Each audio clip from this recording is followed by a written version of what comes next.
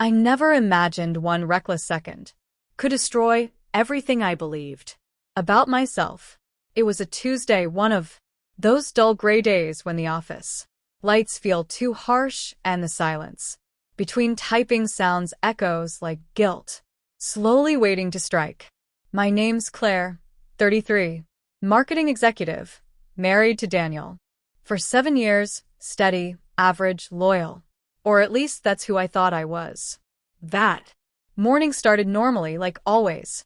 Daniel kissed my forehead before heading to his construction site, leaving behind the soft scent of soap and coffee. Dinner at 8, he'd said, smiling. I nodded, already distracted by the emails flooding my phone. I told myself I'd make it up to him later, maybe order his favorite Thai food and talk about anything other than deadlines. But life rarely respects the plans we script. My boss, Nathan, called me into his office around noon. He had that effortless charm that made people lean in when he spoke. Sharp features, neatly rolled sleeves, the kind of presence that fills a room before he even opens his mouth. For months, he'd praised my work, calling me his best, giving me projects everyone else wanted. I told myself it was only professional respect, that I was foolish to think it meant more. That day, he closed the blinds before I even sat down. You've been incredible lately, Claire, he said, leaning on his desk, arms folded. I don't say this often, but the team wouldn't be half as good without you. Praise like that is dangerous. It slides in silently, especially when you've been feeling unnoticed at home. Daniel had been distant lately. Work, stress, exhaustion, I told myself, but his goodnight kisses had become routine, like checking boxes. So when Nathan smiled at me like that, when his voice softened, I didn't step away as fast as I should have. He moved closer, tucked a strand of hair from my shoulder. My heart jumped, not with desire but alarm. Nathan, I began, but my voice collapsed. I froze somewhere between professionalism and weakness. His hand stayed just a moment too long, and then the door opened. Daniel stood there, dirt still on his boots, his eyes wide but not shocked. He didn't yell. He didn't speak right away. He just looked at me, really looked the way someone studies a picture, right before tearing it apart. Nathan, he said calmly, can you give us a minute? Nathan stepped back instantly, mumbling something about a misunderstanding. He left, shutting the door behind him. The silence afterward was suffocating. I opened my mouth, but no words formed. My chest tightened, my voice drowning somewhere between excuses and denial. It wasn't, I tried. I saw enough, Daniel said quietly. No rage, just tiredness. The kind built from years of believing, trusting, waiting. I reached toward him, but he stepped away. I didn't do anything, Daniel. He crossed the line. His jaw tensed. Then why didn't you stop him? I had no reply. Maybe because I had grown used to the attention, to feeling seen again. Maybe because I thought no one would ever find out.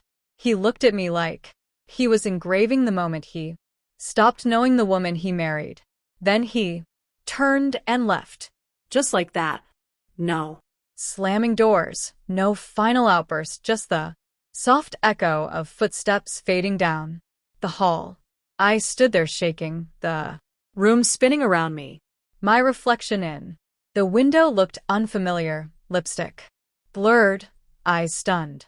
A stranger, caught in her own downfall. That night, he didn't come home. His phone went straight to voicemail.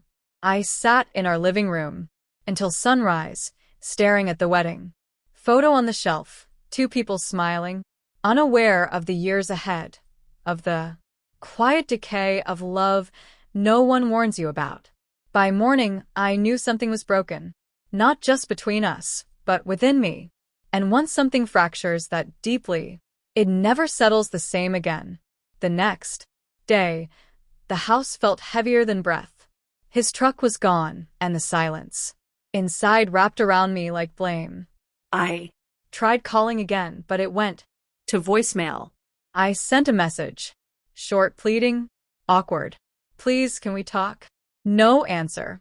By midday, I was pacing, checking my phone over and over. I couldn't think about work. Couldn't eat. I kept reliving that single moment in Nathan's office, the expression on Daniel's face when he walked in.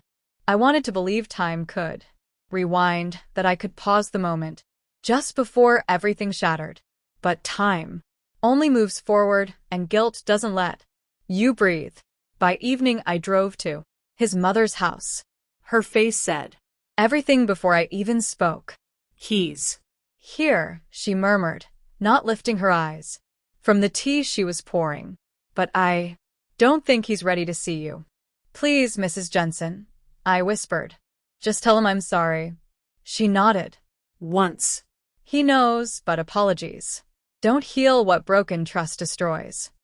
I went home, sat on the couch, and stared at the clock. Hours bled into days. The call stopped. The messages never came back. The silence in the house felt like a living presence seeping into every space he once filled.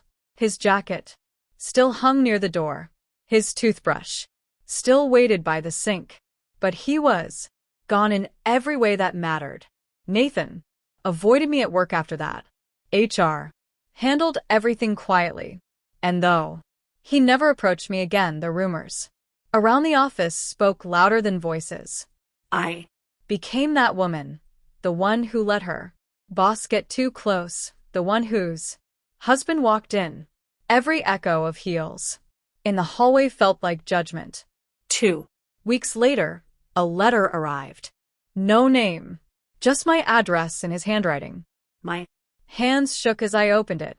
Claire, I don't know how to return from what I witnessed. Maybe you didn't fully cross the line, but you stood close enough that I can't erase it.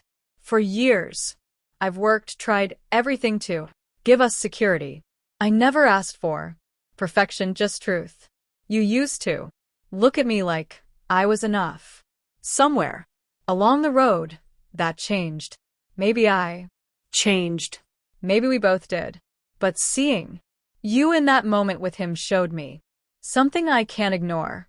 I realized I was loving a memory, not the woman standing there now. I'm not angry, just finished. Daniel. I read it again and again until the ink blurred in my tears. There were no screams, no dramatic ending, only finality written in calm, unshaken handwriting. That was what hurt the most.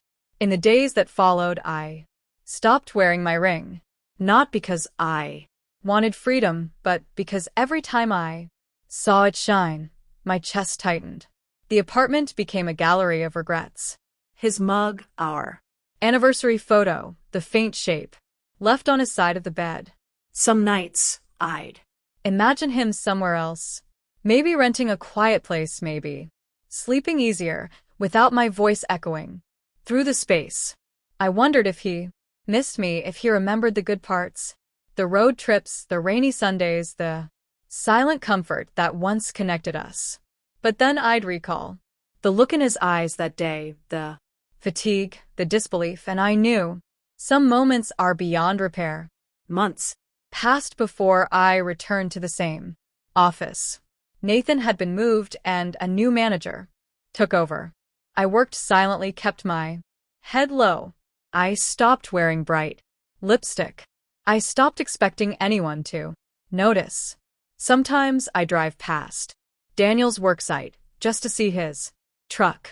I never stopped, never called. It felt like a punishment. I deserved to see what I'd lost, but never touch it again. One rainy afternoon, I saw him leaving a cafe with a woman someone knew. She laughed at something he said, her hand lightly brushing his arm. And there it was again, that quiet smile he once gave me before heading to work. I Didn't cry. I didn't drive away either. I just sat there watching until he turned a corner and was gone from sight. The ache in my chest wasn't fury. It was relief. Relief that he found something whole again, even if it didn't include me. When I finally drove home, I looked in the mirror at a stoplight and whispered, "You did this." Not with self-hate, but with honesty. Because owning blame is the beginning of forgiveness, even if the only one left to forgive you is yourself. That Night, I removed every photo, every message, every trace of who we were. I Made tea, sat by the window, and watched the rain hit the glass. some Mistakes turn into lessons. Some lessons become scars. And some scars remain. They just stop hurting with time.